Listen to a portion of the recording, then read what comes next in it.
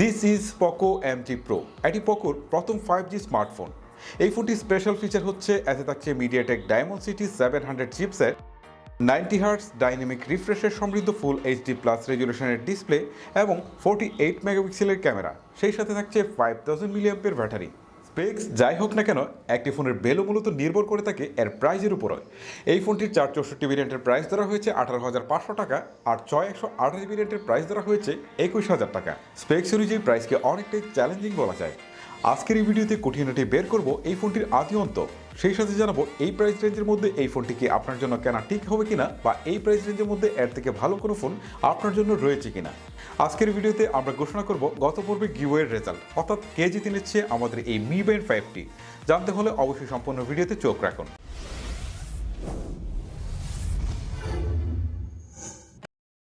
প্রথমে ধন্যবাদ জানাতে চাই সেলটেক বিডিকে আমাদের আজকের ভিডিওটি স্পন্সর করার জন্য। সেলটেক বিডির ফোন নম্বর সহ বিস্তারিত অ্যাড্রেস থাকে ডিসক্রিপশন বক্সে। পোকো M3 Pro আমার দেখা এই বাজেটের মধ্যে one of the glossy and shiny device. ফোনটি হাতে নিলে আপনি কখনোই ফিল করবেন না যে এটি লোয়ার মিড বাজেটের একটি ফোন। এই ফোনটির একটি অন্যতম খারাপ দিক হচ্ছে এতে প্রচুর পরিমাণে ফিঙ্গারপ্রিন্ট স্ক্যাচ করে। মাঝে মাঝে তো মনে হচ্ছিল যে টিস্যু দিয়ে মুছলেও দাগ পড়ে যাচ্ছে, এমন একটা অবস্থা। এর রিয়ার পার্টটি প্লাস্টিক বা পলিকার্বনেটের তৈরি, সেই সাথে সাইড ফ্রেমটিও প্লাস্টিকের, যদিও এর রিয়ার পার্টটি দেখতে অনেকটাই গ্লাস বিল্ডই মনে হয়। এই ফোনের ডিজাইনের একটি অন্যতম আকর্ষণ হচ্ছে এর ক্যামেরা বাম্পের চারপাশে থাকা কালো বর্ডারটি।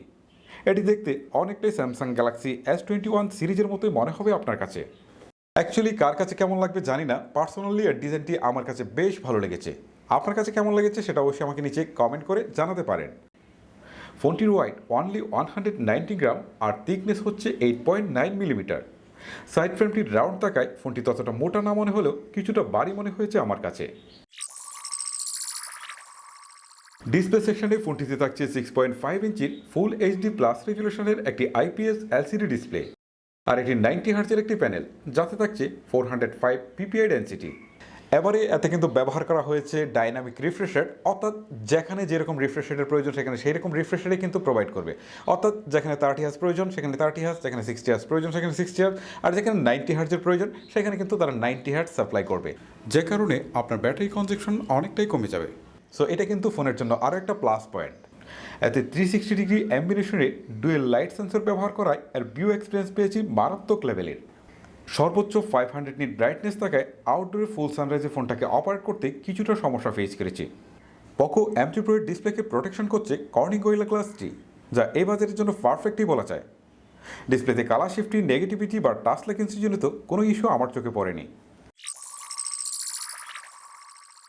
ফোনটি রান করছে MI 12-এ, যার ব্যাকএন্ডে থাকছে Android 11।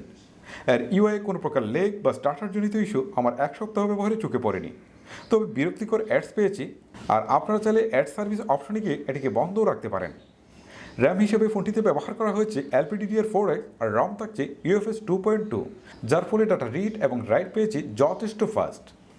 চিপসেট হিসেবে ফোনটিতে থাকছে মিডিয়াটেক ডায়মন্ডসিটি 700 5G, যেটি 7 nm আর্কিটেকচারের বিল্ড করা একটি অক্টাকোর CPU, যার সর্বোচ্চ ক্লক স্পিড 2.2 GHz। আর জিপিইউ হিসেবে এতে থাকছে মালি G57 MC2। এই চিপসেটকে আমরা সহজে কম্পেয়ার করতে পারি স্ন্যাপড্রাগন 720Gর সঙ্গে। গিগবেঞ্চ সিঙ্গেল স্কোরে এটির রেজাল্ট করেছে 5055, আর মাল্টি স্কোরে রেজাল্ট করেছে 1717। Antutu বেঞ্চমার্কে এটির রেজাল্ট করেছে 2,60,687, যেখানে আমরা কোয়ালকম স্ন্যাপড্রাগন 720G থেকে পেয়েছি 2,80,000 স্কোর। কাগজে কলমের রেজাল্ট যাই হোক না কেন, প্র্যাকটিক্যাল লাইফে আমরা এ দিয়ে PUBG, কল অফ ডিউটি বা অ্যাসফল্ট 9-এর মতো হেভি গেমগুলো প্লে করেছি। PUBG এখানে সর্বোচ্চ HD গ্রাফিক্সে হাই ফ্রেম রেটে প্লে করতে পেরেছি। HD গ্রাফিক্সে হাই ফ্রেম রেটে PUBG প্লে করার সময় মাঝে মাঝে লেগ বা ফ্রেম ড্রিপ জনিত ইস্যু খুঁজে পেয়েছি। তবে এক্ষেত্রে ব্যালেন্স গ্রাফিক্সে আল্ট্রা ফ্রেম রেটে PUBG যথেষ্ট প্লেয়েবল ছিল। তবে আপনারা আরও বেটার পারফরমেন্স চাইলে ব্যালেন্স গ্রাফিক্সে হাই ফ্রেম রেটে PUBG প্লে করতে পারেন। এছাড়াও এতে প্লে করেছিলাম কল অফ ডিউটি, যার পারফরমেন্স ছিল এই বাজেটের মধ্যে যথেষ্ট ভালো। সর্বশেষ প্লে করেছিলাম অ্যাসফল্ট 9, এটিও আমাকে যথেষ্ট সারপ্রাইজ করেছে। আর এ দিয়ে আমি প্রায় টানা 1 ঘন্টার বেশি গেম প্লে করেছি। হিটিং ইস্যু ছিল, বাট অ্যাক্সেসিভ তেমন কিছুই নয়।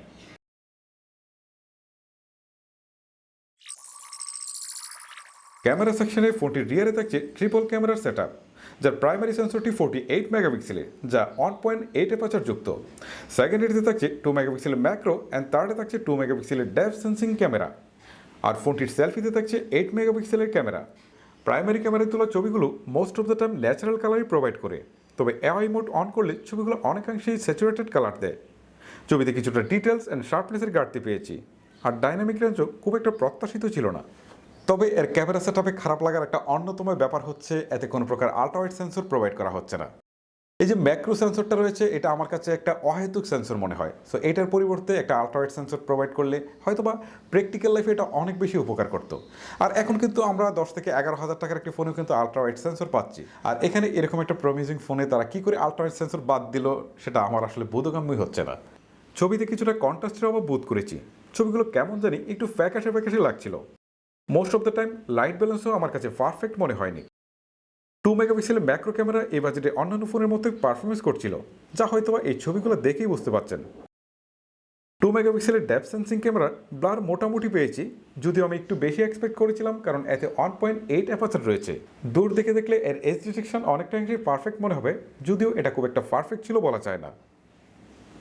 যা হোক, সব ছেড়ে চলে আসি এর লো লাইট ফটোগ্রাফির দিকে।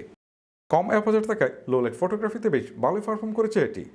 লো লাইটের স্ক্রিন অনেকটাই ন্যাচারাল থাকে। ডেডিকেটেড নাইট মোড আছে, যেটি অন করলে ছবিকে অধিক আলোকিত করতে গিয়ে ডিজিটাল নয়েজ অ্যান্ড গ্রিনে ভরিয়ে ফেলছিল ছবির চারপাশ। 8 মেগাপিক্সেলের সেলফি ক্যামেরা আপনাকে প্রত্যাশিত ছবি উপহার দিতে পারবে। নর্মাল মোডে ছবি তুললে ফেস অনেকটাই ন্যাচারাল থাকে, আর বিউটি মোড অন করলে ফেস অনেক বেশি সফট হয়ে যায়, যা উভয় ধরনের ইউজারদের জন্য একটি গুড নিউজই বলা যায়। সেলফি ক্যামেরার লো লাইট ছবিগুলো অ্যাজ ইউজুয়ালি বলা যায়। এতে সর্বোচ্চ 1080p 30 fps ভিডিও শ্যুট করতে পেরেছি। ফুটেজ খুবই স্টেবল থাকে, বাট সমস্যা হচ্ছে ডিটেলস অ্যান্ড শার্পনেসের অনেক বেশি ঘাটতি পরিলক্ষিত হয়। 720pতে স্লো মোশন আছে, আর এখানে অনেক বেশি ডিটেলস অ্যান্ড শার্পনেসের ঘাটতি পরিলক্ষিত হয়। ভিউয়ার্স, অলরেডি কিন্তু আমাদের গিভওয়ে উইনারের নাম আমাদের হাতে চলে এসেছে। আজকে আমাদের Mi Band 5T জিতে নিয়েছেন ফারদিন এসকে। ফারদিন এসকে আমরা কিন্তু আপনাকে ফেসবুকে নক দিয়েছি, আপনি আমাদের সাথে যোগাযোগ করে নিয়ে যাবেন এই Mi Band 5T। ফোনটিতে থাকছে 5000 মিলিঅ্যাম্পের ব্যাটারি, সেই সাথে 18 ওয়াটের ফাস্ট চার্জার। ব্যাটারি ব্যাকআপ ভালোই ছিল, 7 ঘন্টার মতো স্ক্রিন অন টাইম পেয়েছি। তবে ব্যাটারিকে সম্পূর্ণ চার্জ করতে প্রায় 2 ঘন্টার মতো সময় লাগছিল, যা এই সময়ে এসে আপনার কাছে অনেকটাই বেশি মনে হবে। আদার্স ফিচারের মধ্যে ফোনটির call quality, network connectivity, download upload speed সহ সব কিছুই টেস্ট করেছিলাম, কোনোটাতেই কোনো সমস্যা ফেস করিনি। ভালো ব্যাপার এই যে এবারে তারা ব্লুটুথ 5.1 এর ভার্সন দিয়েছে, সেই সাথে থাকছে FM রেডিও, NFC এবং ইনফ্রারেড। ফোনটির উপরের দিকে থাকছে 3.5mm headphone Jack, secondary noise cancellation এবং আয়ার ব্লাস্টার।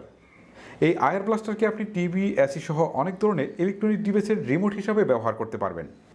নিচের দিকে থাকছে primary microphone, USB Type-C port and speaker grill. স্পিকারের কোয়ালিটি মোটামুটি লাউড ছিল, তবে ভলিউম 80%-এর বেশি নিয়ে গেলে অনেক বেশি ডিস্টরশন পাওয়া যায়।